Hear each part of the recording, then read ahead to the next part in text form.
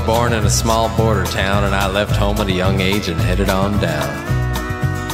And I started walking, following a white line.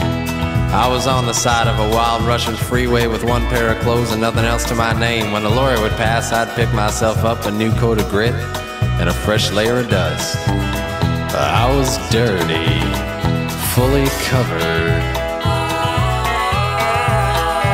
And just when the dirt started stinging my eyes and I couldn't decipher the ground from the sky, a man pulled over and offered a ride, so I took it. I ran right over. And I got in his truck and sat perfectly still, and he said, I just got to stop off at the mill. I said, you could take me wherever you will. And I asked him, what do they call you? And he answered, Chicken Bill. They call me Chicken Bill. Chicken Bill.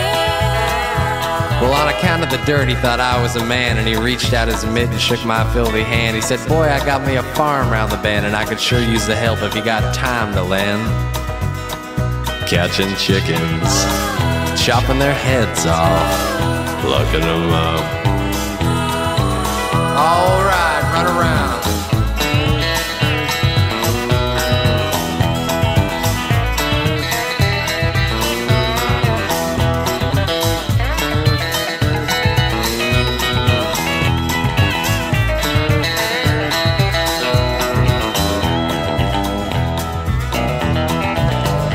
So I worked for old Bill and his beautiful wife, who would cook up a chicken for us every night.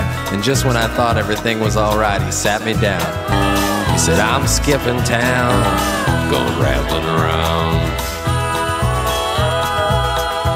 And I said, how could you leave such a woman behind? Then the look on his face helped me open my eyes. And for the first time I saw Chicken Bill's other side. He sat down beside me all nervous and shy. And he told me the real story of Chicken Bill.